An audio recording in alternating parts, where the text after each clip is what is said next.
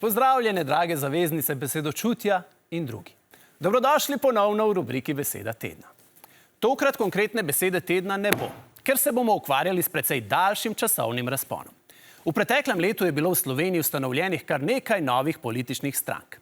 Zanimiva so njihova imena. Ugotavljamo, da razvoj poimenovanj političnih strank zelo jasno odseva tudi razvoj slovenske demokracije.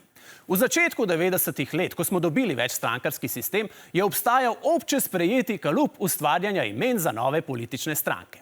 Večinoma je šlo za akronime oziroma okrajšave z začetnicami. Na koncu imena je bila ponavadi črka S, ki je pomenila stranko.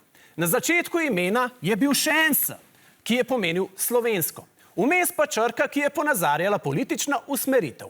Tako smo imeli SLS, Slovenska ljudska stranka, SNS, Slovenska nacionalistična oziroma nacionalna stranka, SDS in druge.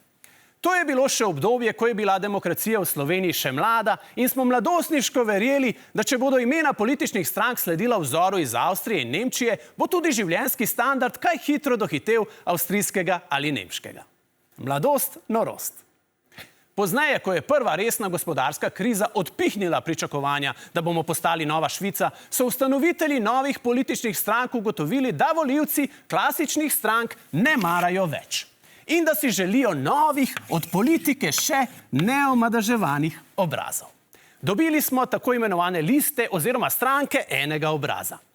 Državljanska lista Gregorja Viranta, stranka Mira Cerarja, zavezništvo Alenke Bratušek, lista Marjana Šarca. To obdobje se je simbolično končalo, ko je gospod Miro Cerar izstopil iz stranke Mira Cerarja, ker se v njej ni več prepoznal. Potem je prišlo tretje obdobje. Zdaj so moderne stranke z enobesednim imenom.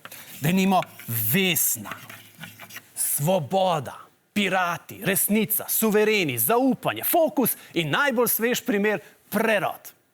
V času vedno večje digitalizacije imamo ljudje vedno krajšo zmožnost pozornosti. S tem v skladu si nove stranke ne morejo več privoščiti dolgih imen, temveč morajo staviti na eno samcato besedo, ki označuje izbrano vrednoto.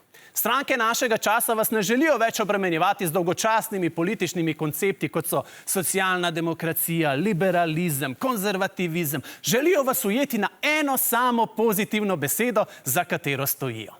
In ravno tu tiči težava. Številni cenimo zaupanje, a koliko nas res zaupa Karlu Erjavcu? Veliko nas je resnicoljubnih, a koliko nas zares verjame v resnico, ki jo izreka Zoran Stevanović? Marsikdo bi si želel jutri se zbuditi kot prerojen, a kako je prebujati se z Vladimirjem Prebiličem, je najbolje, če vprašamo Vesno.